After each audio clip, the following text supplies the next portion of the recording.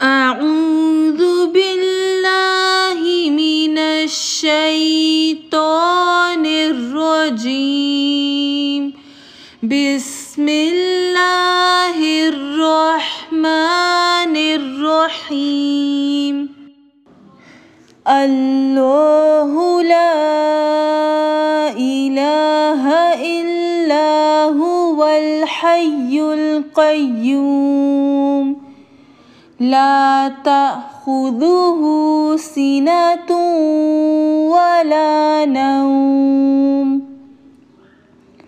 له ما في السماوات وما في الأرض. من ذا الذي يشفع عنده إلا بإذنه يعلم ما بين أيديهم وما خلفهم ولا يحيطون بشيء من علمه إلا بما شاء وسع كرسيه السماوات والأرض ولا يؤوده حفظهما وهو العلي العظيم. السلام علیکم ورحمۃ اللہ وبرکاتہ. الحمدللہ رب العالمین، الصلاۃ والسلام علی رسول اللہ وعلی آلہ وصحبہ اجمعین. اللہم اجعل القرآن العظیم رفیقا لی فی الدنیا والآخرہ. اے اللہ سبحانہ وتعالیٰ، اس قرآن کو میرے لیے دنیا اور آخرت میں میرا ساتھی بنائیے گا. رب اشرح لی صدری ویسر لی امری واحلل عقدۃ من لسانی یفقہوا قولی. اللہم فقہنا فی الدین. اے اللہ ہمیں اس دین کی بہترین سمجھ دے. اللہم اہدنا وسددنا. اے اللہ تو ہمیں ہدایت دے اور ہمارے لیے ہدایت کے راستے کو آسان کر دے. ہم نے پہلے 2 دن میں دیکھا کہ ہم نے اللہ سبحانہ وتعالیٰ سے دعا کی، اہدنا الصراط المستقیم، اے اللہ تو ہمیں سیدھا راستہ دکھا. اللہ سبحانہ وتعالیٰ نے پہلے ہمیں 3 طرح کے لوگوں کا بتایا کہ ایک ہیں مومن، ایک ہیں کافر اور ایک ہیں منافق. پھر چوتھے گروہ کا ذکر کیا کہ ایک ہیں جو فاسق ہیں، جو گناہ تو کرتے ہیں اور پھر گناہوں پہ کرتے بھی ہیں. پھر اللہ سبحانہ وتعالیٰ نے ہمیں بنی اسرائیل کی 40 سال کی تاریخ بتائی اور ہم نے 2 دن میں دیکھا کہ بنی اسرائیل کو اللہ سبحانہ وتعالیٰ نے کتنی نعمتیں دیں، انہوں نے نعمتوں کی کتنی ناقدری کی اور ان نعمتوں کی ناقدری کی وجہ سے ان سے منصب امامت لے کر امت مسلمہ کو دے دیا گیا، ان کے قبلے کو بدل دیا گیا اور انہیں شریعت محمدیہ کا پابند بنایا گیا. لیکن اس سب کے باوجود بھی وہ نہ سدھرے اور نہ ہی انہوں نے حق کو قبول کیا. ہم نے یہ بھی دیکھا کہ اگر کوئی بندہ جانتے بوجھتے حق کو چھپائے گا، اس کا انجام اللہ کے نزدیک بہت برا ہے. کل کے پارے میں ہم نے بہت سے شریعت کے قانون دیکھے، نکاح کے طلاق کے مسائل دیکھے، خرچ کہاں کرنا ہے اور سود سے بچنا ہے، رشوت سے بچنا ہے. اور اس میں ہم نے کچھ اتنی پیاری آیات دیکھی کہ اگر اللہ کا قرب چاہیے، جو ہمارے اس دورہ قرآن کا مین تھیم ہے، اللہم ارزقنی حبک، کہ اے اللہ تو مجھے اپنی محبت عطا فرما. تو ہم نے بہت سی آیات ایسی پڑھی جن میں اللہ نے کہا کہ جب آپ سے میرے بندے میرے بارے میں پوچھیں تو آپ کہیں میں قریب ہوں. اللہ سبحانہ وتعالیٰ نے آپ کو اور مجھے بتایا وہ بہت قریب ہے، بس آپ کو اور مجھے اسے پہچاننے کی ضرورت ہے. اگر ہم کوشش کریں گے پہچاننے کی اور سمجھنے کی تو یقیناً ہم انشاءاللہ تعالیٰ اپنے عیبوں پہ خود بخود پردہ ڈالتے ہوئے اللہ سبحانہ وتعالیٰ سے رجوع کریں گے، اللہ سبحانہ وتعالیٰ کو راضی کرنے کی کوشش کریں گے. تو انشاءاللہ تعالیٰ ہمیں اس رمضان المبارک میں وہ محبت اللہ کی نصیب ہوگی جس کو لینے کے لیے ہم یہاں موجود ہیں. ہم نے کہا اللہم ارزقنی حبک، اے اللہ تو مجھے اپنی محبت دے. تو اللہ کی محبت پانے کے لیے ضروری کہ جو قرآن کے ہم پارے پڑھ رہے ہیں، دورہ قرآن صرف ایک ڈبکی ہے. قرآن ایک اتنا وسیع سمندر ہے کہ جب ہم دورہ قرآن کرتے ہیں، ایک دن میں ایک پارے کو 2.5 گھنٹے میں کرنا اور اس بات کی امید رکھنا کہ ہمیں وہ محبت ملے جو کسی عالم دین کو ہے تو وہ ممکن نہیں ہے. لیکن 2.5 گھنٹے میں ایک پارے میں ہم اتنی چیزیں ضرور سمجھ جاتے ہیں کہ ہمارا دل قرآن میں لگ جاتا ہے. ہمارا دل کرتا ہے کہ اے اللہ تو مجھے اور ہمت دینا، میرے وقت میں اور برکت دینا، مجھے مسائل سے اور آزمائشوں سے بچانا. کل کے بارے میں ہم نے مسائل मसाइल खमसा देखे थे कि 5 मसाइब खमसा आपको और मुझे ज़िंदगी में हर जगह महसूस होंगे। हमें मौत का भी डर होगा, हमें भूख का भी डर होगा, हमें फलों की भी कमी होगी, किसी को माल की कमी होगी, किसी को औलाद की आजमाइश होगी। अल्लाह सुब्हानहू तआला ने हमें बताया कि जब आजमाइश आएगी वस्तईनु बिस्सब्रि वस्सलाह, नमाज से और आपने सब्र से मदद मांगनी है। और कल के पारे का रिव्यू देना इसलिए भी ज़रूरी है कि हमने देखा था कि अल्लाह सुब्हानहू तआला ने आपको और मुझे फजीलत दी सिर्फ उम्मत मुस्लिमा की वजह से। अल्लाह ने कहा इस किताब को लो, पढ़ो, इसकी तिलावत करो, इसको समझो और समझने के बाद खुद तो सीखना ही सीखना है, उसको अपने अमल में ढालना है और ऐसा बनना है कि आप और मैं चलते फिरते मुसलमान नज़र आएँ। कारी नज़र आता है, हकीकत में है कुरान। हमें ऐसा बनना है कि लोग देख के कहें ये मोमिना है, लोग देख के कहें इसका तर्ज अमल ऐसा है कि इसने कुरान पढ़ा। अगर आप और मैं पूरा दिन जाए नमाज पे बैठे रहें, हमारे हाथ में पूरा दिन तस्बीह और सर पे पूरा दिन टोपी हो और हमारे दिल में हमारे अपने प्यारे रिश्तों के लिए मोहब्बत और बुग़्ज़ हो, तो उन नमाज़ों और इबादत का भी फ़ायदा नहीं। अल्लाह सुब्हानहू तआला हमें हकूक़ुल्लाह और हकूक़ुल इबाद को बेहतरीन तरीके से गुजारने वाला बनाए। कल जो हमने तलाक़ के और शरई मसाइल कुछ देखे थे, तो हमने बात यही की थी कि हमारे यहाँ अल्लाह सुब्हानहू तआला कह रहे हैं कि जो दिया उसमें से कुछ वापस नहीं लेना, और हम मंगनी की अंगूठी से लेकर और आखिरी जोड़ा जो खामद ने लेके दिया होता है वो भी वापस ले लेते होते हैं। तो हमने चूंकि कुरान पढ़ा नहीं होता, हमें शरीयत का पता नहीं होता, हम कहते हैं जो हमने दिया वो वापस दो, चलो घर तो बसा नहीं तो जो माल है वो तो कम से कम हाथ आए। तो अल्लाह सुब्हानहू तआला हमें इन आयात को समझने वाला बनाए और इनसे फिर अमल लेने वाला बनाए और इन आयात को हमारे अमल में ढालने वाला बनाए।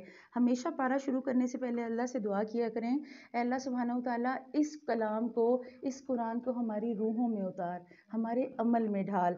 शुरू करते हैं तीसरा पारा। बिस्मिल्लाहिर्रहमानिर्रहीम।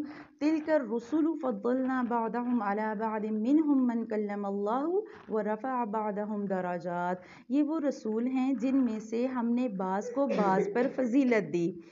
इनमें से बाज़ वो हैं जिनसे अल्लाह ने कलाम किया और बाज़ के दर्जे बुलंद किए, और हमने ईसा इब्ने मरियम को मोइज़ात अता फरमाए और रूहुल कुदुस यानी जिब्राइल अमीन से उनकी तायीद की। अगर अल्लाह सुब्हानहू तआला चाहता तो उनके बाद वाले अपने पास दलीलें आ जाने के बाद हरगिज़ लड़ाई ना करते, लेकिन इन लोगों ने इख्तिलाफ़ किया। इनमें बाज़ तो मोमिन हुए और बाज़ काफिर, और अगर अल्लाह चाहता तो ये आपस में ना लड़ते, लेकिन अल्लाह ताला जो चाहते हैं वो करते हैं।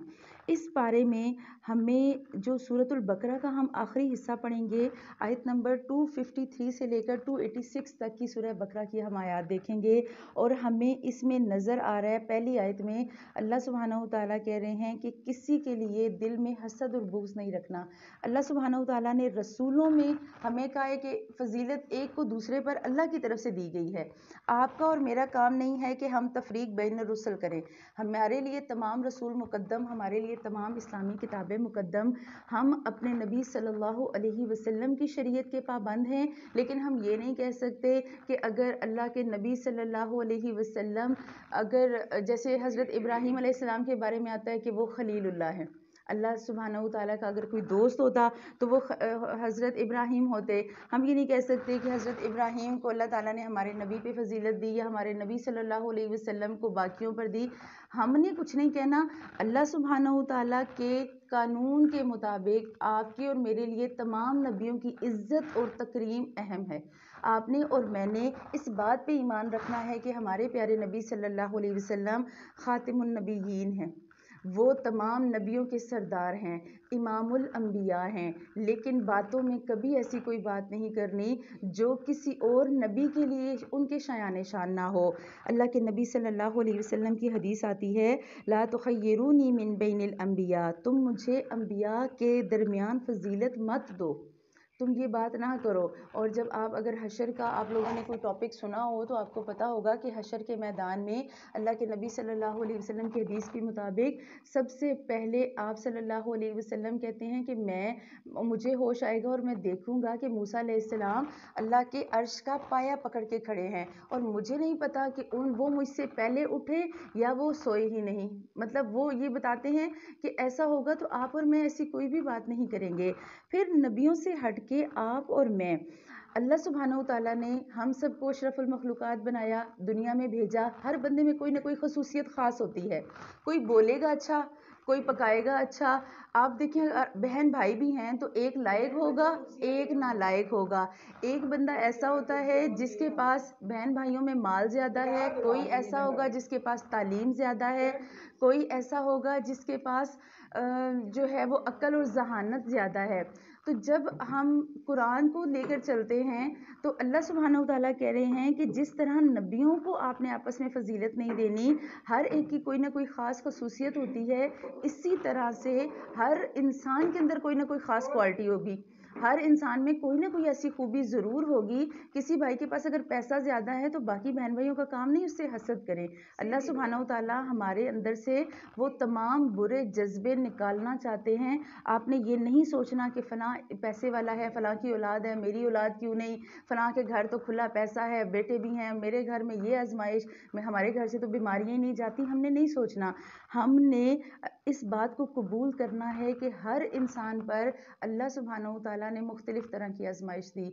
हर इंसान को दुनिया में भेजने के लिए सर्कमस्टांसेस अलग हैं। आपके और मेरे ईमान का इम्तिहान ये है कि जिस हाल में हमें अल्लाह ने रखा, हम उस हाल में अल्लाह की कितनी इबादत करते हैं। आज आप लोग यहाँ पर मौजूद हैं, हो सकता है मैं यहाँ सहूलत से आई हूँ, मुझे यहाँ आने में उतनी मुशक्क़त या उतनी दिक्कत ना हुई हो सकता है आप लोगों में से कोई ऐसा हो जो घर में कोई बहुत बड़ी मजबूरी छोड़ के कुरान के लिए चल के आया। तो जो जिस दिल से, जिस नीयत से और जिस आजमाइश से दीन पे चलेगा, उसका अजर उतना ही ज़्यादा होगा इंशाअल्लाह ताला। अल्लाह सुब्हानहू तआला कह रहे हैं कि अगर अल्लाह चाहता तो ये आपस में ना लड़ते, लेकिन अल्लाह ताला जो चाहता है वो करता है। तो ए ईमान वालों क्या करो। इन्वेस्टमेंट के असूल आज हमें मिलेंगे कि हमने अपने माल के साथ क्या करना। या अय्युहल्लज़ीना आमनू अनफ़िक़ू मिम्मा रज़क़नाकुम मिन क़ब्ल अन यअतिय यौमुन ला बैअ फ़ीहि वला ख़ुल्लतुन वला शफ़ाअ वल काफ़िरून हुमुज़ ज़ालिमून। ए ईमान वालो, जो हमने तुम्हें दे रखा है उसमें से खर्च करते रहो, उससे पहले कि वो दिन आए जिसमें ना तो तिजारत है और ना दोस्ती और ना ही शिफात, और काफिर ही जालिम हैं। अल्लाह सुब्हानहू तआला आपको और मुझे खर्च करने की दावत दे रहे हैं। इन्फाक फ़ी सबीलिल्लाह, आपने और मैंने खर्च करना है, वक्त से पहले वहाँ इन्वेस्टमेंट करनी है जहाँ हमें फ़ायदा हो। आजकल जैसे आपकी ये हाउसिंग सोसाइटी है, तो इसी तरह जब कोई सोसाइटी बनती है तो सबसे पहले फाइल्स दी जाती हैं। तो जो अच्छा बिजनेसमैन होता है ना, वो कम से कम रेंज में कोशिश करता है कि मैं बड़ी सी बड़ा प्लॉट ले लूँ, मैं अच्छी लोकेशन पे कमर्शियल देख लूँ, आज सस्ता मिल रहा है कल ये महंगा होगा, कल जब इसका रेट चढ़ेगा तो मुझे प्रॉफिट होगा। आपने और मैंने जन्नत के बाला खानों को जहन में रखना कि जन्नत तक जाने का रास्ता आसान नहीं है। हमें अगर जन्नत चाहिए, हमें आज इन्वेस्टमेंट करनी है। आज अगर हम अपना वक्त, अपनी सलाहियतें, अगर हमें कोई भी, हर बंदे में कोई ना कोई सलाहियत होती है। या आप अपना वक्त लगाएं, आपके पास वक्त नहीं, आप अपना पैसा लगाएं, आपके पास पैसा नहीं, आप अच्छा बोल सकती हैं, आप अच्छा बोलें, आप अच्छा लिख सकती हैं, आप अच्छा लिखें। जो काम जिस लिहाज से आपको लगता है कि आप दीन की खिदमत कर सकती हैं, आप अपनी सलाहियत खुद ढूंढें। अगर हम में से कोई कहता है ना कि फ़लाँ ये काम नहीं करता, हर बंदा अपने हालात बेहतर जानता है। हमारी आदत ये है और हमारे माशरे में होता भी ये है, हम दूसरों पे टॉन्ट ज़्यादा करते हैं, दूसरों पे बात ज़्यादा करते हैं, लेकिन हम अपने आप को नहीं देखते। अपने गिरेबान में झांकना हम पसंद नहीं करते। हम कहते हैं फ़लाँ को देखा वो ये कर रही थी, फ़लाँ के पास तो इतना टाइम होता है वो ये नहीं करती। नहीं सोचें, कभी किसी की ज़ात के बारे में बात नहीं करें, चाहे वो आपका रिश्तेदार है, चाहे वो आपकी महल्लेदार हैं, चाहे वो आपकी दोस्त हैं, ससुराल है, मेका है, किसी पे बात नहीं करें। अल्लाह सुब्हानहू तआला दिलों की कैफियत जानते हैं। हो सकता है जिस बंदे के बारे में आप बात कर रहे हैं वो अल्लाह के कितने करीब हो सकता है जिसके बारे में आप बात कर रहे हो उसके ईमान का लेवल कितना स्ट्रांग हो। आप और मैं एकदम लोगों को जज कर देते हैं। हम सिर्फ लोगों के हुलिये से और लोगों की बात से ही उनको जज कर लेते हैं। हम नहीं जानते उनके दिल की कैफियत क्या है। हो सकता है हमारे सामने, हमने कल मुनाफिकीन की मिसालें देखी थी कि जो मुंह पे तो खुशामद करते हैं, वो रोज़ हो सकता है अल्लाह के नबी सल्लल्लाहु अलैहि वसल्लम की मजलिस में, जैसे अब्दुल्ला बिन उबई रोज़ पहली صف میں نماز پڑھا کرتا تھا، لیکن رئیس المنافقین تھا، منافقین کا سردار تھا، تو آپ اور میں کسی کے ایمان کا اندازہ نہیں لگا سکتے۔ تو کبھی کسی پہ بات نہیں کرنی، اور خرچ کرنا ہے تو خرچ کرنے کے طریقے ہم نے کل پڑھے تھے کہ کسی کو خرچ اس لیے کرنا ہے کسی پہ کہ وہ اگلا خوش ہو اور محبت بڑھے، اللہ راضی ہو۔ اگر آپ کسی کو جوڑا دیتی ہیں اور اس کا دوپٹہ رکھ لیتی ہیں اور بٹن اتار لیتی ہیں اور آپ کہتی ہیں ردی مال میں اللہ کے لیے دوں، وہ مال اللہ کو قبول نہیں ہے۔ آپ کی ضرورت کی چیز نہیں ہے، آپ کے پاس فالتو ہے، آپ ضرور دیں، لیکن آپ دیتے وقت یہ نہ کریں اچھا اس کے دوپٹہ کا تو قمیض بن سکتی ہے، اور اچھا اس کے بٹن اسی قمیض پہ لگ سکتے ہیں، اور اچھا ٹھیک ہے میں تو اس کے ساتھ کا جو ہے نا وہ ٹراؤزر کے ساتھ میں اگلے سال شرٹ لے سکتی ہوں۔ ہم کیا کرتے ہیں ہماری کوشش ہوتی ہے کہ ہم وہ چیز اللہ کے لیے دیں جس کا حشر نشر ہم کر چکے۔ آپ نے اور میں نے اپنے گھر کو، اپنے کچن کو، اپنے پیٹیوں کو کھولنا ہے۔ میں نے کل بھی یہ بات کی تھی، عورتوں کی پیٹیوں میں بہت کچھ ایسا پڑا ہوتا ہے جو کبھی استعمال نہیں کیا اور اس لیے رکھا ہوتا ہے کام آئے گا، کام آئے گا، کام آئے گا، پتہ نہیں وہ کب کام آئے گا۔ جیتے جی مر جاتے ہیں، نسلوں پہ نسلیں مر رہی ہیں، لیکن پھر بھی وہ تانبے کے برتن ویسے ہی پڑے ہوتے ہیں کہ جی دادی کے تھے تو یہ نا جی کام آئیں گے، دادی اماں کی نشانیاں ہیں۔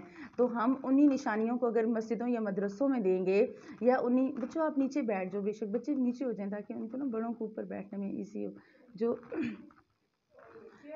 اور ایسے منہ کر کے بیٹھ جائیں، ٹھیک ہے، آپ ایسے منہ کر کے بیٹھے میری طرف، ٹھیک ہے۔ اگلی آیت ہے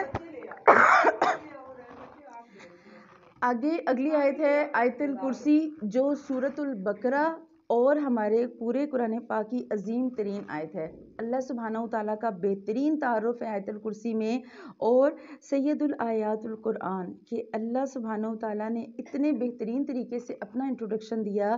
اللہ کہہ رہے ہیں اللہ لا الہ الا ہو، اللہ تو وہ معبود برحق ہے کہ اس کے علاوہ کوئی الہ ہی نہیں، الحی القیوم، وہ زندہ بھی ہے اور قائم بھی ہے، لا تأخذہ سنۃ ولا نوم، نہ اسے اونگ آتی ہے اور نہ نیند۔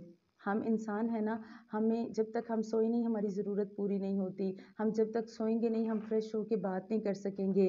اللہ کو اس چیز کی ضرورت نہیں ہے، وہ ان ساری چیزوں سے بری الذمہ ہے، اس کی ملکیت میں زمین اور آسمان کی تمام چیزیں ہیں۔ کون ہے جو اس کی اجازت کے بغیر اس کے سامنے شفاعت کرے؟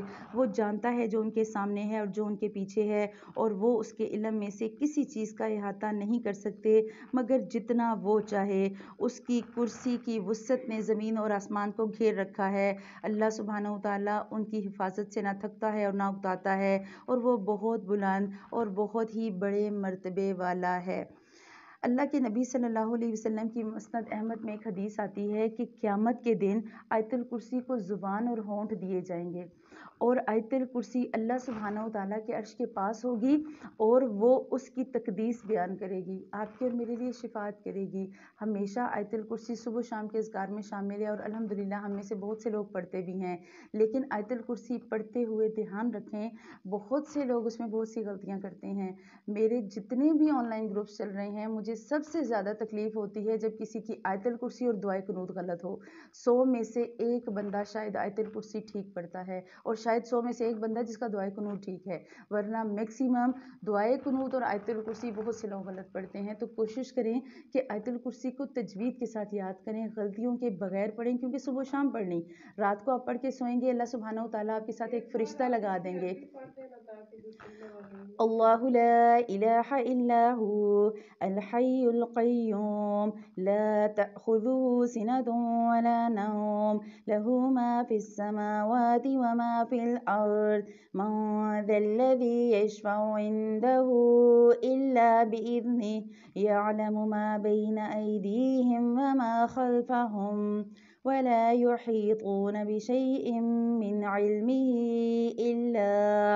إلا بما شاء وسع كرسيه السماوات والأرض ولا يؤوده حفظهما وهو العلی العظیم۔ یہ اگر آپ کو چاہیے نا تو ہمارے جو اگر کوئی بعد میں عربی سے کرنا چاہے تو آپ ہمارے گروپس میں شامل ہو جائیں، وہاں تجوید کے ساتھ پوری نماز، پوری آیت الکرسی سب کچھ سکھایا جاتا ہے۔ تو آیت الکرسی چونکہ ہم نے کل اور پہلے پارے میں بھی بات کی تھی کہ ہم ان جگہوں کا بھی ذکر کریں گے جہاں اللہ سبحانہ وتعالیٰ ہمارے ساتھ فرشتے لگاتے ہیں۔ جب ایک بندہ باوضو ہو کر بستر پہ جاتا ہے، اللہ سبحانہ وتعالیٰ اس کے ساتھ ایک فرشتہ مقرر کر دیتے ہیں۔ جب وہ بندہ رات میں کروٹ لیتا ہے فرشتہ اس کے لیے دعا کرتا ہے، اے اللہ اس نے وضو کیا تھا اور اس کے سارے گناہ معاف کر دینا۔ اسی طرح آیت الکرسی کے بارے میں آتا ہے کہ اگر کوئی بندہ رات کو آیت الکرسی پڑھ کے سوتا ہے، اللہ سبحانہ و تعالیٰ آپ کے پاس ایک فرشتے کو کھڑا کر دیتے ہیں اور وہ پوری رات آپ کی حفاظت کرتا ہے۔ تو اگر آپ چاہتی ہیں کہ آپ کے پاس ایک فرشتے کا اضافہ ہو جائے، ہم 3-4 پڑھ چکے ہیں 2 دنوں میں، اگر آپ چاہتی ہیں کہ ایک اور فرشتے کا اضافہ ہو تو کوشش کریں رات کو باوضو سوئیں اور آیت الکرسی پڑھ کر سوئیں۔ آگے ہے لا اکراہ فی الدین، دین میں کوئی زبردستی نہیں۔ اس پہ ہم کل بہت ڈیٹیل میں بات کر چکے کہ ہمارے ہاں یہ کہا جاتا ہے جب کسی کو کہو نماز پڑھو یا روزہ رکھو، کیا کہتے ہیں؟ لا اکراہ فی الدین۔ پڑھا نہیں قرآن میں آیا ہے کہ دین میں تو کوئی جبر نہیں؟ اللہ سبحانہ و تعالیٰ کہہ رہے ہیں کہ دین میں جبر نہیں ہے تب تک جب تک آپ اور میں مومن نہیں، جب تک آپ اور میں مسلم نہیں۔ جب ہماری زبان سے نکلا لا الہ الا اللہ محمد الرسول اللہ، پھر ہم اس دائرے کے اندر آ گئے۔ اب جب ہم مسلمان ہو گئے، ہم پہ سارے قانون لاگو ہوں گے۔ جیسے آپ اپنے بچے کا اسکول میں داخلہ نہیں کرواتے، آپ کے شوہر کی جاب نہیں لگتی، وہ سوئیں جاگیں 9 بجے ناشتہ کریں 12 بجے کریں، دن میں 2 دفعہ کھائیں 10 دفعہ کھائیں، کوئی پتہ نہیں۔ آپ نے بچے کو اسکول بھیجنا ہے، آپ بچے کو ٹائم پہ بھیجیں گی، یونیفارم میں بھیجیں گی، بچہ بریک سے پہلے کچھ کھا نہیں سکے گا۔ اسی طرح کسی بھی ادارے میں کسی بھی جگہ پر جانے کے لیے ضروری ہے کہ آپ اس کے قانون پہ عمل کریں۔ آپ کسی ملک میں چاہتے ہیں، اس ملک کے قانون کے مطابق آپ کا جو ہے وہ آپ کو ان کے قانون سارے کے سارے فالو کرنے پڑتے ہیں۔ تو دین بھی اسی طرح ہے کہ جب آپ دین کے دائرے میں آ گئے، ادخلوا فی السلم کافہ، پھر پورے کے پورے داخل ہونا ہے۔ پھر یہ نہیں کہ اپنی مرضی کی آیات، ہم نے یہود کے بارے میں پڑھا، وہ کیا کرتے تھے؟ اپنی مرضی کی آیات چن لیتے، جو کام آسان لگتا وہ کر لیتے، اور آج ہمارا بھی یہ حال ہے، ہمیں جو کام آسان لگتا ہے وہ ہم کر لیتے ہیں، جس دین کے عمل پہ چلنا ہمارے لیے مشکل ہوتا ہے ہم چھوڑ دیتے ہیں اور اتنی آرام سے کہہ دیتے ہیں چلو جی دیکھا جائے گا، کوئی نہیں، سارے کرتے ہیں، خیر ہے، ہم نے کر لیا تو کیا ہو گیا، اچھا اتنوں نے کیا وہاں ایک میرے سے کیا فرق پڑنا۔ اللہ سبحانہ و تعالیٰ نے ہمیں کل بتایا، ہم نے کل آیت پڑھی کہ فما اصبرہم علی النار، تم کیسے کتنا صبر کر سکتے ہو آگ پر؟ آپ اور میں جہنم کی آگ پہ صبر کر سکتے ہیں؟ آپ اور میں روٹی بناتے ہوئے ہاتھ جلا بیٹھے 4 دن ہمارے ہاتھوں میں درد رہتا ہے، آپ اور میں جہنم کی آگ پہ کیسے صبر کریں گے؟ اور ہم اتنے آرام سے کہہ دیتے ہیں کوئی بات نہیں، دیکھا جائے گا، اللہ کبھی نہ کبھی تو جہنم سے نکالے گا نا، کلمہ پڑھ رہے ہیں تو کبھی نہ کبھی تو جنت میں جائیں گے۔ یہ جو کبھی نہ کبھی جائیں گے اور اس ٹائم تک کا جو عرصہ ہے نا، آپ اور میں برداشت نہیں کر سکیں گے۔ ہمارے یہ 5 فٹ کے تھکے ہوئے جسم جو دنیا کی مشقتوں سے چور ہیں، یہ اس آگ کو، جہنم کی آگ کو کبھی برداشت نہیں کر سکیں گے۔ یہ ہماری جون جولائی کی گرمی جہنم کی ایک سانس کی گرمی ہے، اور آپ اور میں جون جولائی کی گرمی میں دھوپ میں 5 سے 10 منٹ کھڑے نہیں ہو سکتے، جلد جل جاتی ہے۔ آپ نے کبھی ان مزدوروں کے ہاتھ دیکھے جو دھوپ میں کام کرتے ہیں؟ کالے سیاہ ہوتے ہیں بیچاروں کے ہاتھ، کیونکہ ان کی جسم کی سکن کو جلا دیتی ہے وہ دھوپ۔ تو ہمیشہ کوشش ہم نے یہ کرنی کہ ہم نے اسلام میں پورا داخل ہونا، حتی الامکان عمل کریں گے۔ اگر بحیثیت انسان کوئی کمی کوتاہی رہ جائے گی، اللہ کہہ رہا ہے میں غفور الرحیم ہوں، مجھ سے توبہ کرو، انہ هو التواب الرحیم، وہ توبہ قبول کرنے والا مہربان ہے۔ دین میں کوئی زبردستی نہیں، ہدایت ضلالت سے روشن ہو چکی، یعنی کہ اگر آپ ہدایت پا چکے، کلمہ پڑھ چکے، پھر آپ نے عمل کرنا ہے۔ اس لیے جو شخص اللہ سبحانہ و تعالیٰ کے علاوہ دوسرے معبودوں کا انکار کر کے اللہ تعالیٰ پر ایمان لائے، اس نے ایک مضبوط کڑے کو تھام لیا جو نہ کبھی ٹوٹے گا، اور اللہ سننے والا اور جاننے والا ہے۔ اے ایمان والو، اللہ ولی الذین آمنوا، اللہ ایمان لانے والوں کا خود ولی ہے۔ آپ ولی اللہ بننا چاہتی ہیں؟ آپ نے سنا ہے نا ولی اللہ کون ہوتے ہیں؟ ولی اللہ جو اللہ کے ولی کہتے ہیں دلی دوست کو، ایسا دوست جو آپ کی انتہائی قریب ہو، اسے کہتے ہیں ولی۔ تو ہمارے ہاں ولی اللہ انہیں کہا جاتا ہے کہ جو 8-8 سال مدرسوں میں پڑھیں اور وہ ایک جائے نماز اور ٹوپی اور لمبی سی داڑھی لے کے مصلی بچھا کے 24 گھنٹے بیٹھیں، ہم اسی کو ولی اللہ سمجھتے ہیں۔ اللہ کہہ رہا ہے اللہ ایمان والوں کا ولی ہے۔ آپ اور میں اگر چاہتی ہیں کہ ہمارا اللہ سے تعلق قریب ہو، اللہم ارزقنی حبک، اللہ تو مجھے اپنی محبت دے، تو اللہ سبحانہ و تعالیٰ آپ کو اور مجھے بلا رہے ہیں، اور وہ کہہ رہے ہیں وہ تمام ایمان والوں کا ولی ہے، شرط یہ آپ اور میں اپنی ذات اپنے اللہ کے حوالے کریں، ہم صبغت اللہ میں ڈھل جائیں، ہم پر اللہ کا رنگ چڑھ جائے، ہمیں اللہ کے حکم کے آگے کوئی بندہ کوئی خاندان کا فنکشن نظر نہ آئے، ہمیں وہی نظر آئے جو اللہ کا حکم ہو اور ہم اسی پہ پھر عمل کریں۔ اللہ کہہ رہے ہیں اللہ تو وہ جو انہیں اندھیروں سے روشنی کی طرف نکال کر لے جاتا ہے، اور کافروں کے اولیاء شیطان ہیں، وہ انہیں روشنی سے نکال کر اندھیروں کی طرف لے جاتے ہیں۔ یہ لوگ جہنمی ہیں جو ہمیشہ اسی میں رہیں گے۔ کیا تم نے اس سلطنت کو نہیں دیکھا کیا تم نے اس شخص کو نہیں دیکھا جو سلطنت پا کر ابراہیم علیہ السلام سے اس کے رب کے بارے میں جھگڑ رہا تھا؟ جب ابراہیم علیہ السلام نے کہا میرا رب تو وہ ہے جو جلاتا ہے اور مارتا ہے، وہ کہنے لگا میں بھی جلاتا ہوں اور مارتا ہوں۔ ابراہیم نے کہا اللہ تعالیٰ سورج کو مشرق کی طرف سے لاتا ہے، تم اسے مغرب کی طرف سے لے آؤ۔ اب وہ کافر بھونچا کر رہ گیا اور اللہ ظالموں کو ہدایت نہیں دیتا۔ حضرت ابراہیم علیہ السلام کا اور عراق کے بادشاہ نمرود کا ذکر ہے کہ نمرود نے اللہ سبحانہ و تعالیٰ کی ذات میں اس کی برابری کیا سوچا، تو ابراہیم علیہ السلام جو ایک ایسے شخص کے گھر میں رہ رہے تھے جو خود بت بناتا ہے، لیکن ان کے اندر کا ایمان جاگا اور وہ کہہ رہے ہیں کہ مجھے یہ بتاؤ کہ میرا اللہ تو جلاتا اور مارتا ہے، کیا تم بھی کسی کو زندگی اور موت دے سکتے ہو؟ اس نے کیا کیا، اس نے اپنے قید خانے سے 2 قیدیوں کو بلوایا، ایک کو قتل کیا، ایک کو چھوڑ دیا۔ کہتا ہے دیکھا ہے میں نے ایک کو مار دیا، ایک کو زندہ کر دیا، یہ میرے اختیار میں ہے، میں جس کو چاہوں موت دوں اور جسے چاہوں زندگی دوں۔ تو ابراہیم علیہ السلام نے کہا اچھا اگر ایسی بات ہے تو اللہ مشرق سے سورج لاتا ہے، تم مغرب سے لے آؤ، میں تمہیں اللہ مان لوں گا۔ یہ ابراہیم علیہ السلام کا جو مکالمہ ہے نا نمرود کے ساتھ، اللہ نے نمرود کو بادشاہت دی، اسے پیسہ دیا، اسے عزت دی، لیکن اس نے تکبر کیا، اس نے وہ ابلیس والا کام کیا، وہ مغرور ہو گیا۔ اگر وہ غرور نہ کرتا، وہ الحمدللہ کہتا تو اس کی بادشاہت حضرت سلیمان علیہ السلام کی بادشاہت کی طرح ہوتی۔ اگر وہ اللہ کو اللہ مانتا تو آج آپ اور میں اس کے قصے ایسے نہ پڑھ رہے ہوتے۔ اس نے تکبر کیا، اور حضرت ابراہیم علیہ السلام کا حال یہ ہے کہ دنیا کو دیکھ کر اور اللہ کی نشانیوں کو دیکھ کر اللہ کو پہچان رہے ہیں۔ آج ہمارے سامنے اللہ کی کتنی نشانیاں ہیں، آپ اٹھنے سے لے کر سونے تک ہم کتنا کچھ دیکھتے ہیں اور ہمیں پتہ ہے یہ سب اللہ کر رہا ہے، اور اس کے باوجود ہمارا اللہ پر ایمان نہیں ہے۔ آیا نا کھول آنکھ زمین دیکھ فلک دیکھ، مشرق سے ابھرتے ہوئے سورج کو ذرا دیکھ۔ ہم سورج کو بھی دیکھیں تو ہمیں اندازہ ہو جائے ایک انڈے سے کیسے اللہ بچہ نکال دیتا ہے، ایک ماں کی کوکھ میں کیسے اتنا خوبصورت بچہ نکل آتا ہے۔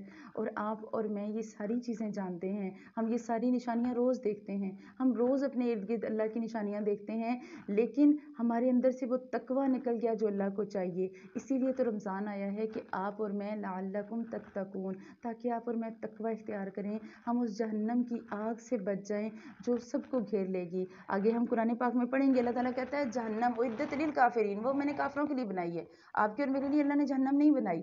اگر آپ اور میں جہنم میں جائیں گے تو ہم اپنے اعمال کی وجہ سے جائیں گے، اللہ نے آپ کو اور مجھے جہنم کے لیے نہیں بنایا، نہ جہنم ہمارے لیے بنائی۔ ہم جہنم کے راستے کو خود چنتے ہیں، کیونکہ ہم شیطان کے پیچھے پڑ جاتے ہیں، ہم شیطان کی باتیں مان لیتے ہیں، ہم دعوت حق کو سمجھ کر سن کر بھی جھٹلا دیتے ہیں۔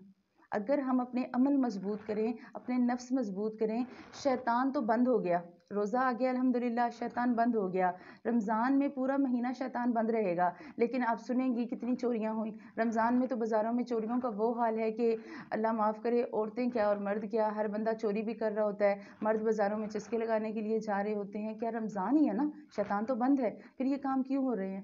آپ کتنے واقعات ہم سنتے ہیں، رمضان المبارک میں قتل ہو گئے، رمضان میں لڑائیاں جھگڑے ہو گئے، رمضان میں کسی کی بچی سے زیادتی ہو گئی۔ یہ رمضان میں کیوں ہوتا ہے؟ کیونکہ ہمارے اندر جو شیطان ہے وہ اس شیطان سے زیادہ بڑا ہے جو باہر ہے۔ باہر والا تو حملے کرے گا، لیکن وہ 11 مہینے ہمارے اندر اتنا رچا بسا ہوتا ہے، ایک مہینہ ہم جتنی مرضی محنت کر لیں، اگر ہم سخت دل نہ بنیں تو ہم اس شیطان کو نہیں نکال سکتے۔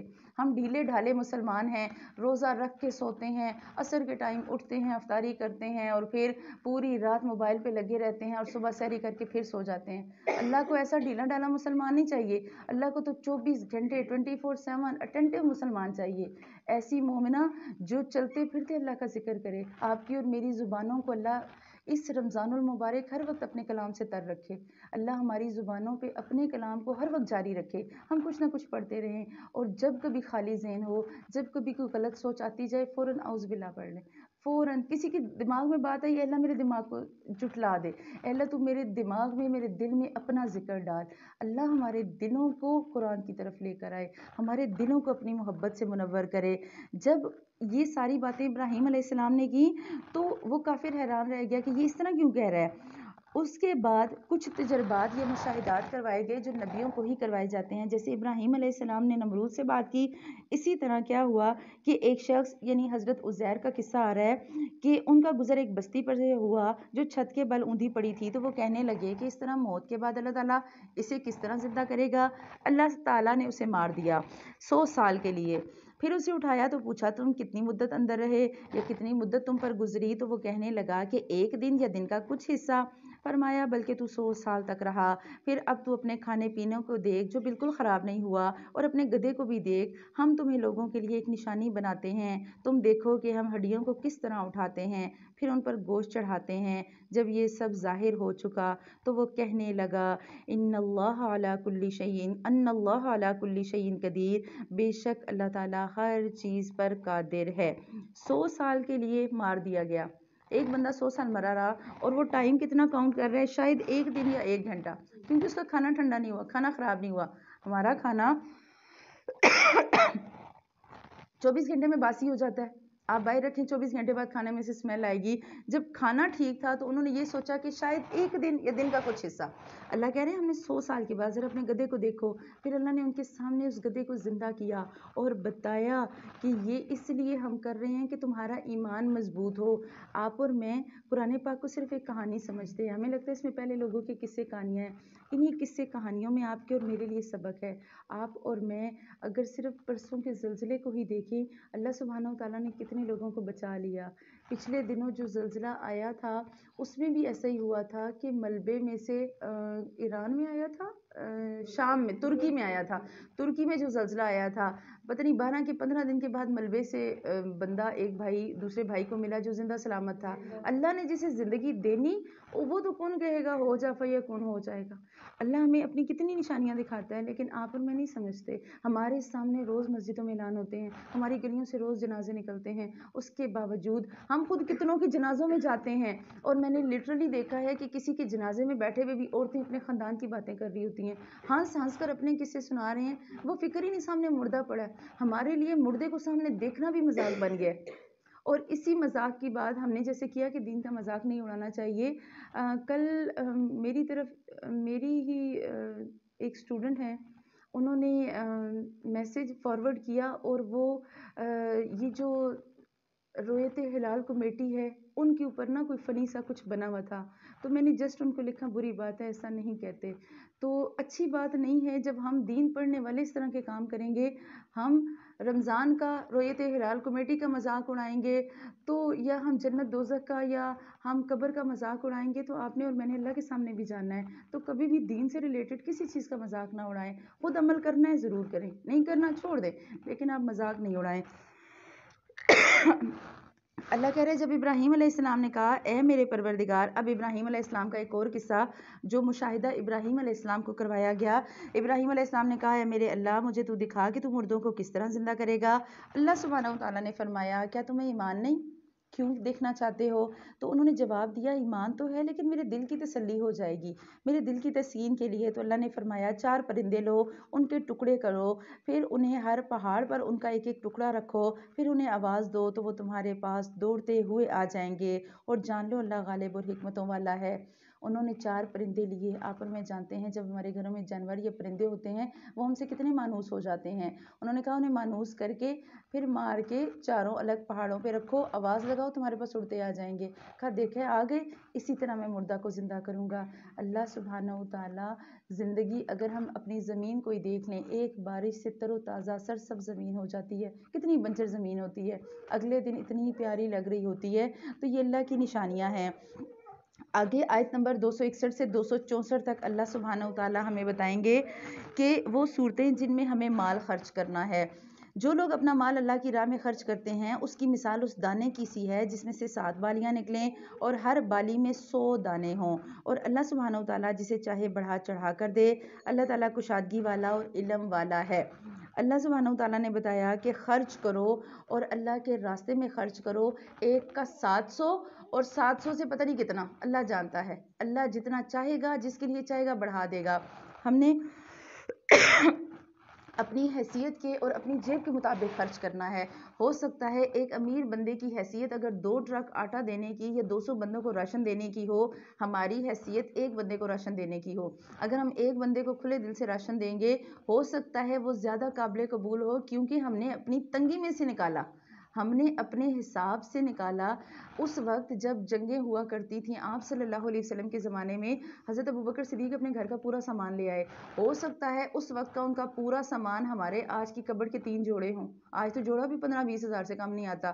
ہو سکتا ہے ہماری کچن کا ایک ڈنر سیٹ اور حضرت ابوبکر صدیق کے گھر کا سارا سامان ہو، ایسا بھی ہو سکتا ہے نا، ہمیں نہیں پتا۔ ہمارے ہر بندے نے اپنے حالات کے مطابق خرچ کرنا۔ آپ نے اور میں نے ہر وہ چیز دیکھنی کہ میں اللہ کو کیا دے سکتی ہوں۔ اگر آپ پیسہ دے سکتی ہیں آپ پیسہ دیں، آپ کے پاس پیسہ نہیں ہے آپ اپنی جان دے دیں، آپ اپنا وقت دے دیں، آپ اپنی صلاحیتیں دے دیں۔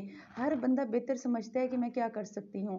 ہم 24 گھنٹے بچوں کے ساتھ بھی تو تھکتے ہیں، خاوند اور سسرال کے ساتھ بھی تو تھکتے ہیں، میکے کے بھی اور خوشی غم بھی اٹینڈ کرتے ہیں۔ ایک عورت چاہے وہ سب کچھ کر سکتی ہے اگر وہ چاہے۔ اگر ایک عورت چاہے تو جہاں وہ 24 گھنٹے گھروں کے کام کر سکتی ہے، ایک دن مہمان آنے ہوتے ہیں 3 دن پہلے تیاری ہوتی ہے، ایسے ہی ہوتا ہے نا، مہمان آنے ہوتے ہیں ایک دن، اور خصوصاً سسرالی مہمان تو آنے ہوں تو 4 ڈشیں بنانی ہوتی ہیں اور پہلے ہی ٹینشن لگی ہوتی ہے۔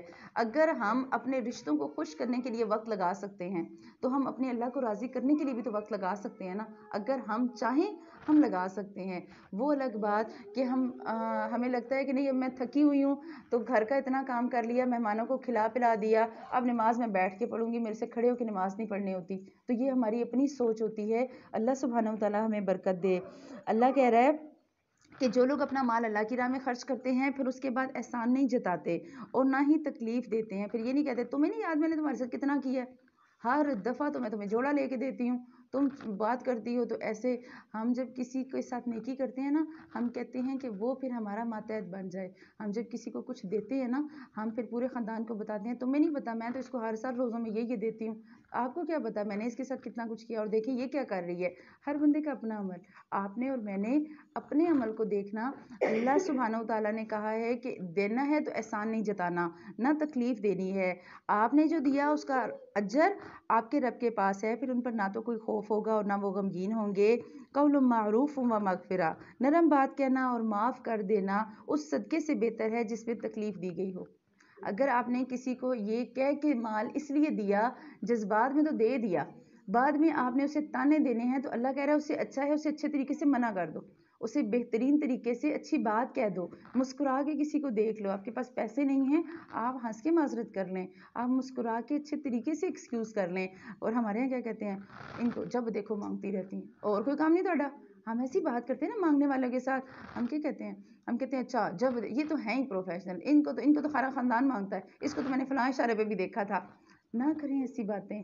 اللہ سبحانہ و تعالیٰ کہہ رہے ہیں نرم بات کہو اور معاف کر دو۔ تم کہو بھائی ہمارے پاس ابھی گنجائش نہیں، میں آپ کو بھی نہیں دے سکتی، یا میں آپ کو دینے کی استطاعت نہیں رکھتی، ایسے بات کر لیں، لیکن تکلیف والی بات نہ کریں۔ اور اگر دے دیا پھر احسان نہیں جتانا۔ اللہ تعالیٰ بے نیاز ہے اور بردبار ہے۔ اللہ سبحانہ و تعالیٰ ہمیں کتنا کچھ دیتے ہیں، اتنا کچھ دینے کے بعد اللہ نے کبھی احسان جتایا؟ آپ اور میں اللہ کی ایک نافرمانی کریں، کبھی نوکریاں گئی ہیں، کبھی لوگ کتنے غلط کام کر کے آتے ہیں، کبھی ایسا نہیں ہوا کہ ہمارے گھروں میں رزق ختم ہو جائے، ہمارے گھروں میں چیزیں ختم ہو جائیں۔ اے ایمان والو، اپنی خیرات کو احسان جتا کر اور تکلیف پہنچا کر برباد نہ کرو۔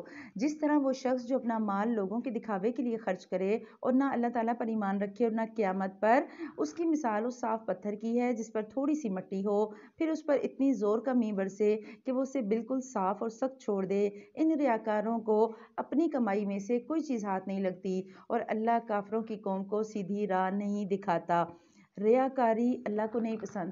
آپ نے دکھانے کے لیے اگر کسی کو مال دینا ہے، اللہ کہہ رہا ہے وہ قابل قبول نہیں. اور اس کی مثال ایسی ہے کہ چٹان ہے، جیسے اب یہ ہے نا، یہ اتنی سخت ہے، اس کے اوپر ہلکی سی مٹی ہو یا زیادہ مٹی ہو، جب مسلسل پانی پڑے گا تو اس کے اوپر سے مٹی اتر جائے گی، یہ نظر آ جائے گا. ایسا ہی ہے نا، اسی طرح کی سخت چٹان یا سخت پتھر جس پہ آپ ریاکاری کی جتنی مرضی مٹی ڈال رہے ہیں، آپ جتنے مرضی اعلان کروا لیں، فلاں حاجی صاحب نے اتنے پیسے دیے تو فلاں جو ہے وہ بندے نے اتنے پیسے دیے. تو یہ جو ہمارے ہاں کل بھی ہم نے بات کی، یہ جو کنسیپٹ ہے مسجدوں میں اعلان کا، کوشش کریں اس سے بچیں، اپنے مردوں کو اس سے بچائیں.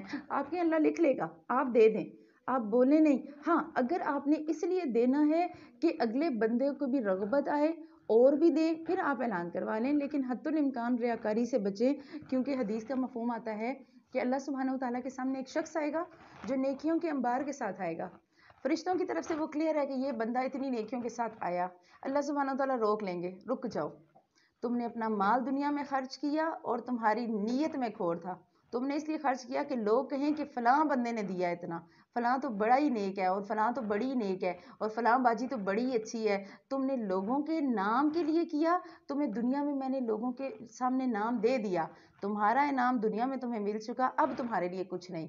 تو جو ہمارے نیکیوں کے کھاتے ہیں نا، وہ فرشتے جتنے مرضی کلیئر کر دیں، اللہ ہماری نیتیں بھی جج کرے گا. جب نیتیں تولی جائیں گی، آپ اور میں نیتوں کے حساب سے جنت میں جائیں گے. تو ہم نے اس رمضان اپنی نیتوں کو بھی صاف کرنا ہے. نیتوں کے جالے بھی اپنے گھروں کے بجائے اپنے دلوں سے اتاریں. ہمارے گھر جیسے جالے لگ جاتے ہیں نا، ہم فوراً اتارتے ہیں. اسی طرح ہمارے دلوں کے جو جال ہیں، جو خصوصاً نفرتوں والے ہیں، ہم کسی کو دیتے تو ہیں لیکن پورے خاندان کو مشہور کر کے، تمہیں پتہ ہے میں ہر سال اس کو راشن دیتی ہوں، تمہیں پتہ ہے اس کو میں ہر سال عید پہ جوڑا دیتی ہوں. نہیں بتائیں، بتانے کی ضرورت ہی نہیں. کسی کو بتا کے کیا ملنا ہے؟ کچھ نہیں ملنا. اجر اللہ کہہ رہا ہے میں دوں گا. جب کسی کو دکھاؤ گے تو پھر تمہارے لیے وہ چیز آخرت کے لیے نہیں کچھ بچے گا. اور ان کی مثال جو اپنا مال اللہ کی رضا کے لیے دیتے ہیں. اب دوسرے کی مثال آ گئی، ان کی مثال کہ جو اللہ کی رضامندی کی طلب میں دل کی خوشی اور یقین کے ساتھ خرچ کرتے ہیں، اس باغ کی طرح ہے جو اونچی زمین پر ہو اور زوردار بارش اس پر برسے اور وہ اپنا پھل دگنا دے دے. اور اگر اس پر بارش نہ بھی برسے تو اس کے لیے ہلکی سی پھوار کافی ہے. ہلکی سی آپ کے لیے پھوار کافی ہے. اللہ تمہارے کام دیکھ رہا ہے. اللہ سبحانہ و تعالیٰ کہہ رہے ہیں کہ جو بندہ اللہ کی رضا کے لیے خرچ کرتا ہے، اللہ کی خوشی کے لیے خرچ کرتا ہے، اس کی مثال اس شخص کی سی ہے، اس باغ کی جو کسی پہاڑی پر ہے. پہاڑ کے علاقوں میں، آپ لوگوں میں سے جو پہاڑ کے علاقوں میں گئے ہیں ان کو پتہ ہے، وہاں بارش نہ بھی ہو تو ہلکی سی شبنم بھی کافی ہوتی ہے جو ہے وہ پھل دینے کے لیے. اللہ کہہ رہے ہیں مومن کی نیت پہ اسے اجر ملے گا، اور نیتیں ہی قبول کی جائیں گی. اور یہاں پر اعلیٰ ظرف لوگوں کو اعلیٰ جگہوں سے ملایا گیا کہ جن کا ظرف اعلیٰ ہے وہ اعلیٰ مرتبے بھی پائیں گے، کیونکہ انہوں نے اللہ کو راضی کرنے کے لیے جو کیا وہ کیا. کیا تم میں سے کوئی یہ چاہتا ہے کہ اس کا کھجوروں کا اور انگوروں کا باغ ہو؟ ہم چاہتے ہیں نا سارے، ہمارے بھی کھجوروں، ہم تو کہتے ہیں الحرم سٹی میں بھی 2-4 پلاٹ اور ہو جائیں. اللہ کہہ رہا ہے کیا تم میں سے کوئی چاہتا ہے اس کا کھجوروں اور انگوروں کا باغ ہو جس میں نہریں بہ رہی ہوں اور اس میں ہر طرح کے پھل ہوں؟ پھر اس شخص کا بڑھاپا آ گیا، اس کے بچے بھی چھوٹے، اور اچانک باغ کو بگولا لگ جائے جس میں آگ بھی ہو، بس وہ باغ جل بھن جائے. اس طرح اللہ تمہارے لیے آیات بیان کرتا ہے تاکہ تم غور اور فکر کرو. ایک شخص ہے جو ساری عمر نیکیاں کرتا رہا، ساری عمر اس نے باغ بنایا، اس پہ محنت کی، اس پہ پھل لگے، اور پھل اتارنے کا سیزن آ گیا. اللہ کہہ رہا ہے اچانک طوفان آ گیا، سارا پھل ضائع. تم ساری زندگی نیکیاں کرتے رہے. اور ابن عباس کہتے ہیں کہ یہ اس شخص کی مثال ہے کہ جو شخص ساری زندگی نیکیاں کرے اور ساری زندگی نیکی پہ گزارے، لیکن عمر کے آخری حصے میں جا کے وہ گناہ کر لے. آپ نے دیکھا ہوگا کئی ایسے لوگ ہوتے ہیں جو زندگی بڑی اچھی گزارتے ہیں، بڑھاپے میں جا کے وہ ایسے ایسے کام کرتے ہیں کہ بندہ سوچ نہیں سکتا کہ یہ بندہ بھی ایسا کر سکتا ہے. اس نے تو اپنی زندگی بڑی نیک گزاری، بڑی اچھی گزاری. تو ہمیں اس عمر میں بھی ایمان پہ، اسی لیے تو دعا کی جاتی ہے اللہم ثبتنا عند الموت بلا الہ الا اللہ. اے اللہ جب موت آئے تو تیرے کلمے پر آئے. اور اے اللہ اللہم مصرف القلوب صرف قلبی علی طاعتک، اے دلوں کو پھیرنے یا مقلب القلوبی ثبت قلوبنا علی طاعتک، اے اللہ تو دلوں کو ثابت قدم رکھنے والا ہے نا، تو اپنی اطاعت پہ ہمارے دل کو ثابت قدم بھی رکھنا. ہم شروع میں جوانی میں تو جوش میں نیکیاں کرتے جائیں، یہ نہ ہو ہمارے بڑھاپے خراب ہو جائیں. اللہ آپ کو اور مجھے ہماری زندگیوں میں جب تک سانس چلے ایمان پہ ثابت قدمی دے. ہمیشہ مانگیں اللہ کسی کبیرہ گناہ میں نہ ڈالنا. چھوٹے چھوٹے گناہ ہیں، گناہ کریں گے، وضو کریں گے، دھل جائیں گے، معافیاں مانگیں گے، دھل جائیں گے، روزے آئیں گے، دھلوا لیں گے. اللہ ہم گناہوں کو تیرے سے کبیرہ گناہوں میں کوئی بھی نہ پڑے، اور خصوصاً تو بڑھاپے میں تو اللہ تعالیٰ سب کو ہی اس سے محفوظ رکھے. اے ایمان والو اپنی کمائی میں سے اور زمین سے تمہارے لیے ہماری نکالی ہوئی چیزوں میں سے خرچ کرو، ان میں سے بری چیزوں کے خرچ کرنے کا ارادہ نہ کرنا، بری چیز اللہ کے لیے نہ دینا جسے تم خود لینے والے نہیں. ہاں اگر آنکھیں بند کر لو تو جان لو اللہ بے پرواہ اور خوبیوں والا ہے. الشیطان یعدکم الفقر، شیطان تمہیں فقیری کا ڈر دیتا ہے. شیطان کہے گا اچھا یہ بھی دے دو گی خود کیا پہنو گی، اچھا یہ بھی دے دو گی تو جب خود کو ضرورت پڑے گی تب کیا کرو گی، اچھا یہ جو پیسے سائڈ پہ رکھے ہیں ان میں سے کچھ نہیں لگانا، کوئی اچانک مشکل آ گئی، کوئی خوشی غمی آ گئی تو کیا کرو گی. تو اللہ سبحانہ و تعالیٰ کہہ رہے ہیں کہ شیطان تمہیں فقیری سے دھمکائے گا. شیطان کہے گا کہ یہ بھی رکھ لو، یہ بھی رکھ لو. ہم نے پیچھے آدم علیہ السلام کا قصہ پڑھا. آدم علیہ السلام کو شیطان نے لالچ دیا تھا نا کہ اللہ تمہیں پتہ ہے اللہ نے کیوں منع کیا پھل کھانے سے، تاکہ تم کہیں ساری زندگی زندہ نہ رہ جاؤ، تمہیں ابدی زندگی نہ مل جائے، اس لیے اللہ نے منع کیا ہے. حضرت آدم علیہ السلام شیطان کے بہکاوے میں آ گئے. اللہ سبحانہ و تعالیٰ نے ہمیں شروع میں ہی مثال میں بتا دیا کہ ان سے غلطی ہوئی، یہ غلطی تم نے نہیں کرنی. شیطان کے بہکاووں سے حتی الامکان بچنا ہے. شیطان تمہیں فقیری کا ڈر دے گا. ہاں اپنے پاس کھانے کو نہیں، کتنے ایسے مرد بول رہے ہوتے ہیں جب بیویاں کچھ نہ کچھ دے رہی ہوتی ہیں، اچھا اپنے پاس ہوتا نہیں، جو آتا ہے اس کو دے دیتی ہو، تو کوئی بات نہیں، دیں تھوڑا دے دیں لیکن دیں. وہ جسے چاہے حکمت اور دانائی دیتا ہے، اور جو شخص حکمت اور دانائی دے دیا گیا وہ ساری دنیا کی بھلائی دیا گیا، اور نصیحت صرف عقل مند ہی حاصل کرتے ہیں. اللہ سبحانہ و تعالیٰ سے مانگیں اے اللہ ہمیں دین کی سمجھ بھی دے اور دین کی حکمتیں بھی دے. اور دو لوگوں پر رشک جائز ہے، ایک ایسا شخص جسے اللہ نے مال دیا اور وہ اللہ کے لیے خرچ کرتا ہے، اور ایک ایسا عالم جسے اللہ نے علم دیا اور وہ لوگوں کو تعلیم دیتا ہے. ان دو لوگوں پہ آپ رشک کر سکتے ہیں اور آپ اللہ سے دعا کر سکتے ہیں اللہ تو ہمیں بھی ایسا بنا. اللہ سبحانہ و تعالیٰ کہہ رہے ہیں جو کچھ بھی تم خرچ کرو یا جو خیرات کرو یا جو نظر مانو اسے اللہ بخوبی جانتا ہے، اور ظالموں کا کوئی مددگار نہیں. اگر تم صدقے خیرات کو ظاہر کرو تو بھی اچھا ہے، اور اگر تم اسے پوشیدہ مساکین کو دے دو تو یہ تمہارے حق میں بہتر ہے. اللہ تعالیٰ تمہارے گناہوں کو مٹائے گا اور اللہ تعالیٰ تمہارے اعمال کی خبر رکھنے والا ہے. اللہ کہہ رہا ہے کہ اگر صدقہ کرو گے دکھا کر کرو یا چھپا کر کرو، اگر نیت خالص ہے، نیت یہ ہے کہ میں دوں گی. فرض کریں اب جیسے ہم یہاں بیٹھے ہیں، اگر ایک بندہ صدقہ کرتا ہے اس ادارے کے لیے یا یہاں کے انتظامیہ کے لیے، ایک کرتا ہے تو دیکھا دیکھی وہ اس نیت سے رکھتا ہے کہ شاید میں دوں گی تو شاید میرے ساتھ اور دے دیں، نیت پہ اجر ہے. اگر ایک بندہ چھپا کے دیتا ہے تو اس کی بھی نیت پہ اجر ہے. اجر آپ کو نیتوں، انما الاعمال بالنیات، اعمال نیتوں کے ساتھ ہیں، اور اعمال کا اجر نیتوں کے حساب سے ملے جائے گا. فائدہ کیا ہوگا صدقے کا؟ اللہ کہہ رہا ہے وَيُكَفِّرْ عَنْكُمْ مِنْ سَيِّئَاتِكُمْ، وہ تمہاری برائیاں، تمہارے گناہوں کو تم سے دور کر دے گا. اگر آپ اور میں اپنے آپ کو گناہ گار سمجھتے ہیں، ہمیں لگتا ہے ہمارے گناہ ایسے ہیں جنہیں دھونے کی ضرورت ہے، تھوڑا سا صدقہ کریں. اور صدقہ گناہوں کو دھوتا ہے. رمضان ہے، کوشش کریں رمضان المبارک میں روز صدقہ کریں، 5 10 جتنی آپ کی استطاعت، آپ کی گنجائش ہے اپنے ہاتھوں سے دیں. اور جتنا آپ دیں گے اللہ آپ کے گناہوں کو بھی دھوئے گا. اور اللہ کہہ رہے ہیں مجھے پتہ ہے تم نے کس نیت سے عمل کیا، اللہ تمہارے اعمال جانتا ہے. انہیں ہدایت پر لا کھڑا کرنا تیرے ذمہ نہیں، بلکہ ہدایت اللہ تعالیٰ دیتا ہے جسے چاہتا ہے. اور تم جو بھلی چیز اللہ کی راہ میں دو گے اس کا فائدہ خود پاؤ گے، آپ کو اور مجھے اس کا بدل ملے گا. آپ نے سنا ہوگا کہ جن کے گھروں میں مہمان کی مہمان نوازی کی جاتی ہے ان کے گھر سے رزق ختم نہیں ہوتا. اللہ کہہ رہا ہے دینے والے اللہ کی راہ میں جو دیتے ہیں اس کا فائدہ وہ خود پاتے ہیں. تمہیں صرف اللہ کی رضامندی کی طلب کے لیے ہی خرچ کرنا چاہیے. تم جو مال خرچ کرو گے تمہیں اس کا پورا بدلہ دیا جائے گا اور تمہارا حق نہیں مارا جائے گا. کبھی بھی اللہ کی راہ میں دیتے ہوئے یہ نہ سوچیں کہ اگر میں اللہ کی راہ میں دوں گی تو کہیں ایسا نہ ہو کہ میرا کوئی نقصان نہ ہو جائے، میرے پاس پیسے کم نہ ہو جائے. نہیں، اللہ کہیں نہ کہیں اور سے آپ کو دے دے گا، اور اللہ ان دروازوں سے دے گا جہاں سے سوچ بھی نہیں ہوگی. की। صدقات کے مستحق کون لوگ ہیں اس آیت میں ہم وہ دیکھیں گے۔ صدقات کے مستحق صرف وہ غرباء ہیں جو اللہ کی راہ میں روک دیے گئے، جو ملک میں چل پھر نہیں سکتے، نادان لوگ ان کی بے سوالی کی وجہ سے انہیں مالدار خیال کرتے ہیں۔ آپ ان کے چہرے دیکھ کر انہیں پہچان لیں گے جو لوگوں سے چمٹ کر سوال نہیں کرتے۔ تم جو کچھ مال خرچ کرو اللہ اس کا جاننے والا ہے۔ ہمارے اسلام میں مسکین اس شخص کو کہا گیا کہ جو در در مانگتا نہیں ہے، جو سفید پوش لوگ ہوتے ہیں۔ اب ہمیں پتہ ہوتا ہے، ہمیں بہت اچھی طرح پتہ ہوتا ہے ہمارے خاندان میں کس کا گزارا مشکل سے ہو رہا ہے، وہ الگ بات، ہم اپنے خاندانوں میں دینے کے بجائے باہر دینا اور باہر نمبر بنانا زیادہ بہتر سمجھتے ہیں۔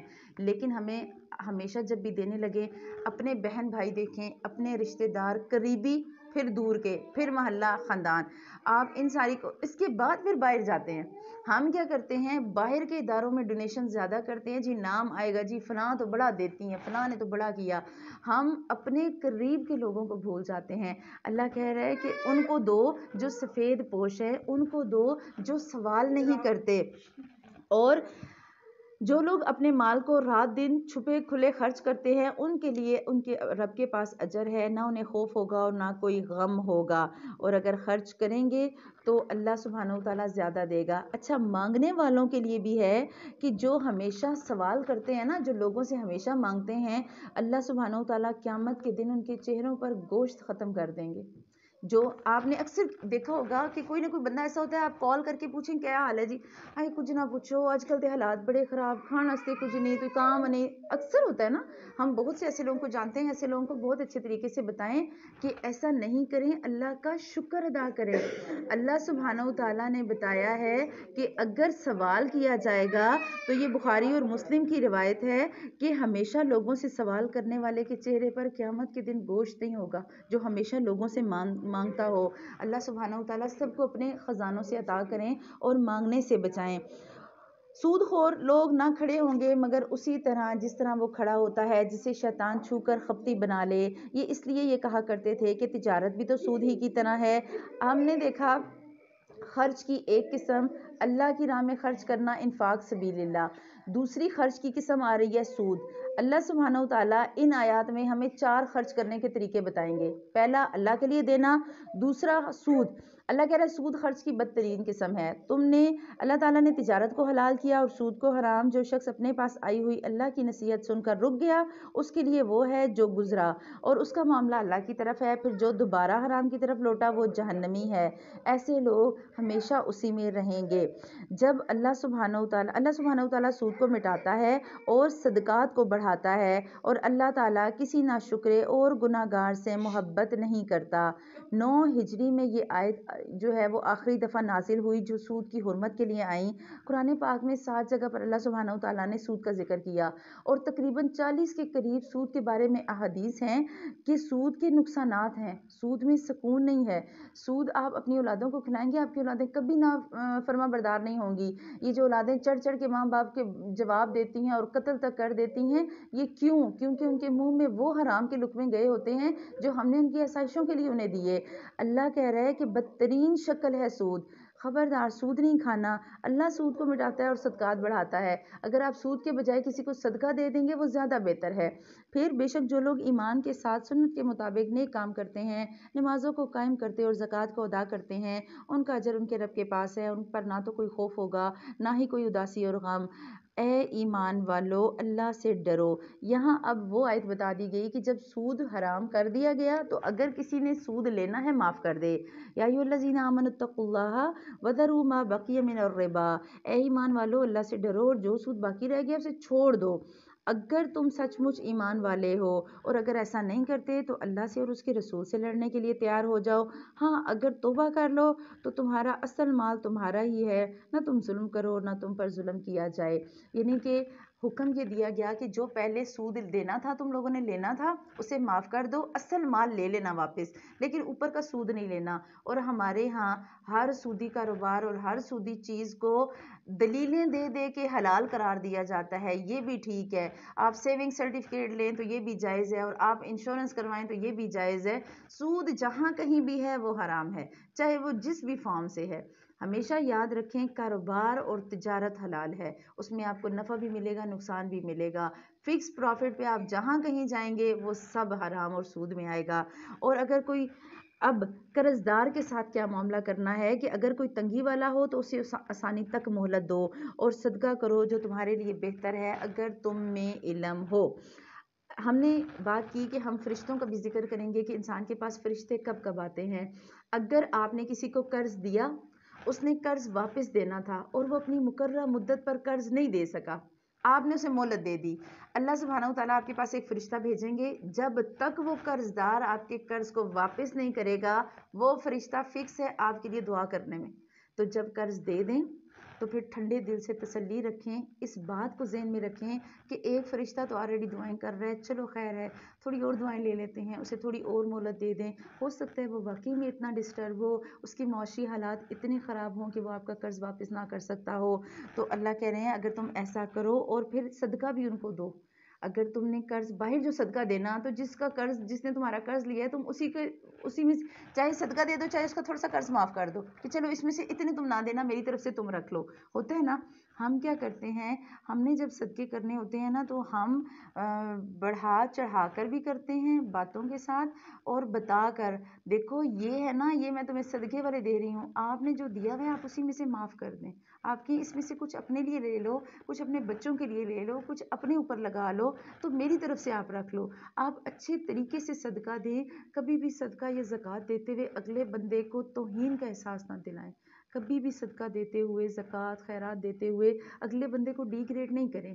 آپ نے جو دینا، آپ انہیں کہیں کہ میں چاہتی تھی کہ میں تمہارے لیے کچھ لاؤں لیکن میں نے سوچا میں پیسے دوں، تم اپنی مرضی سے کچھ لے لو، بات ختم ہو جاتی ہے۔ ہم کہتے ہیں وہ نا میں حساب لگا رہی تھی، میری اتنی زکوٰۃ بنتی ہے تو اس میں سے 4 بندے گنے، اس میں سے نا میں نے تمہارا بھی سوچا، اچھا مجھے لگا تمہارے میاں کا کام نہیں ہے نا اس لیے میں چاہتی ہوں چلو یہ 1000 تم رکھ لو، ایسے ہی کرتے ہیں نا۔ یہ جو ہم 6 باتیں گن چن کے لے کے آ رہے ہوتے ہیں نا 1000 دینے کے لیے، وہ اللہ سبحانہ و تعالیٰ منع کر رہے ہیں کہ ایسا نہیں کرنا، جو کرنا ہے خالصتاً کرو اور جان رکھو اللہ جانتا ہے، اور مہلت دیں گے تو اللہ سبحانہ و تعالیٰ آسانیاں دے گا، اور اس دن سے ڈرو جس میں تم سب اللہ کی طرف لوٹائے جاؤ گے اور ہر شخص کو اس کے اعمال کا پورا پورا بدلہ دیا جائے گا اور ان پر ظلم نہیں کیا جائے گا۔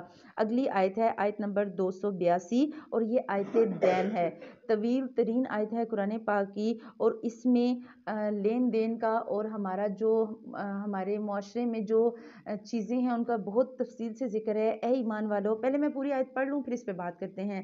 اے ایمان والو، جب تم آپس میں ایک دوسرے کے ساتھ میعاد مقرر پر قرض کا معاملہ کرو اسے لکھ لیا کرو، اور لکھنے والے کو چاہیے کہ تمہارے آپس کا معاملہ عدل سے لکھے، کاتب کو چاہیے کہ لکھنے سے انکار نہ کرے جیسے اللہ نے اسے سکھایا ہے، بس اسے بھی لکھ دینا چاہیے، اور جس کے ذمہ حق ہو وہ لکھوائے اور اپنے اللہ سے ڈرے جو اس کا رب ہے، اور حق میں سے کچھ گھٹائے نہیں۔ ہاں، جس شخص کے ذمہ حق ہے وہ اگر نادان یا کمزور ہو یا لکھوانے کی استطاعت نہ رکھتا ہو تو اس کا ولی عدل کے ساتھ لکھوا دے، اور اپنے میں سے 2 مرد گواہ رکھو، اگر 2 مرد نہ ہوں تو 1 مرد اور 2 عورتیں جنہیں تم گواہوں میں سے پسند کر لو، تاکہ ایک اگر بھول جائے تو دوسری اسے یاد کروا دے، اور گواہوں کو چاہیے کہ جب انہیں بلایا جائے تو وہ انکار نہ کریں، اور قرض کو جس کی مدت مقرر ہے چاہے وہ چھوٹا ہو یا بڑا لکھنے میں کاہلی نہ کرو، اللہ تعالیٰ کے نزدیک یہ بات بہت انصاف والی ہے اور گواہی کو بھی درست رکھنے والی اور شک و شبہ سے بچانے والی ہے۔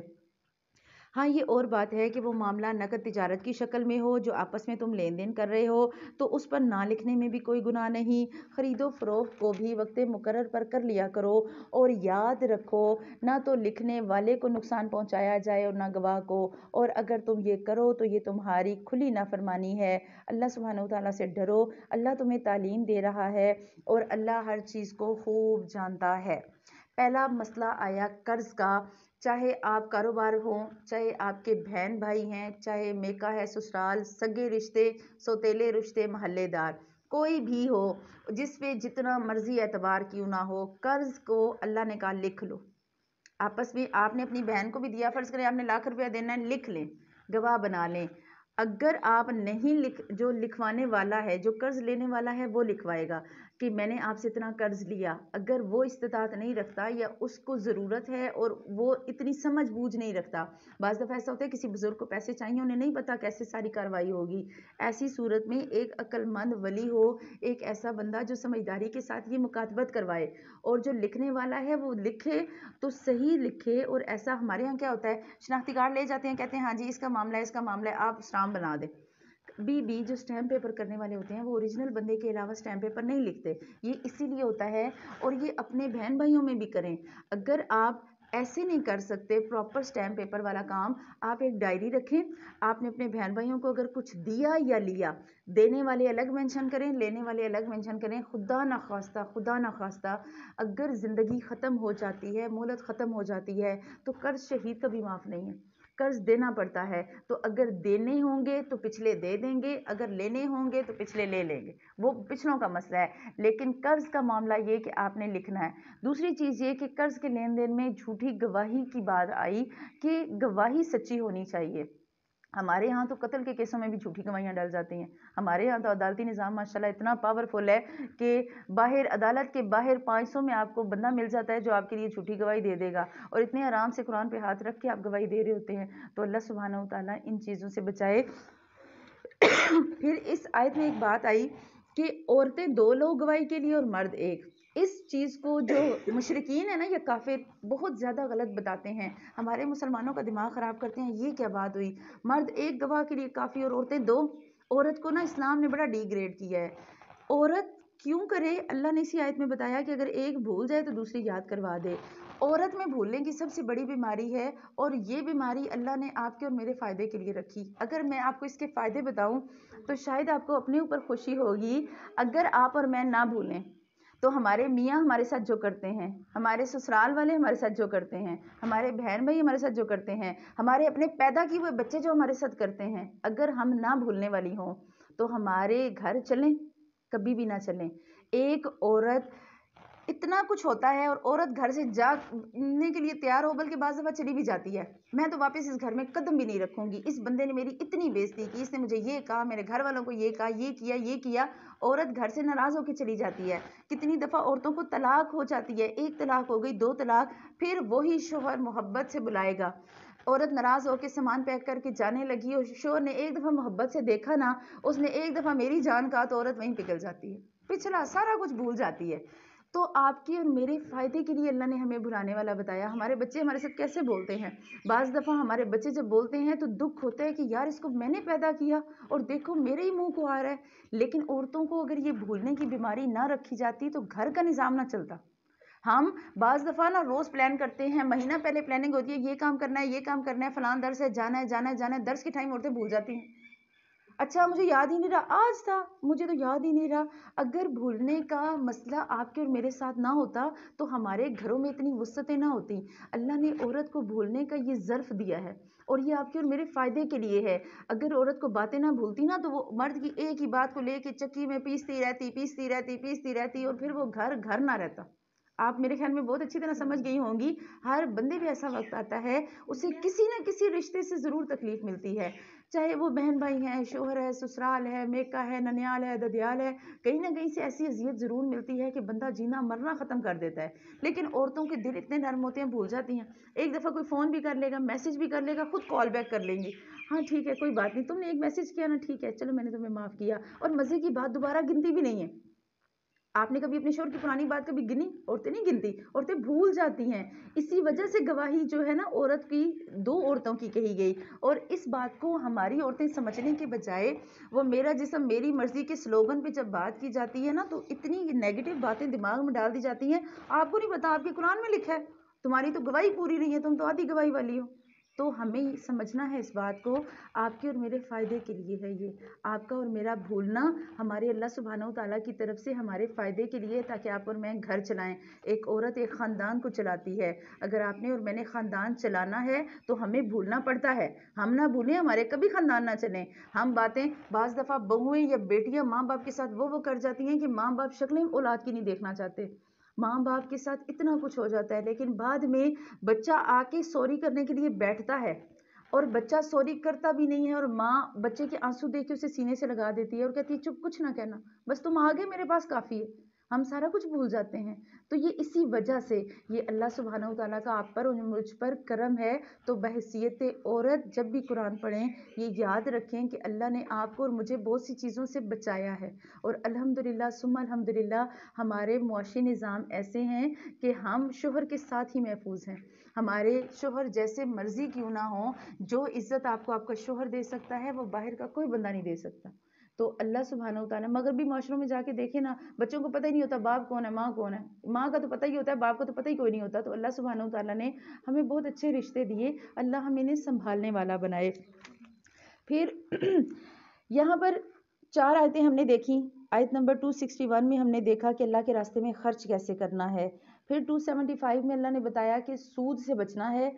282 में अल्लाह ने बताया कि सूद ना लो, सूद की जगह कर्ज ले लो। तुम्हें सूद के बजाय किसी से कर्ज ले लो वो बेहतर है।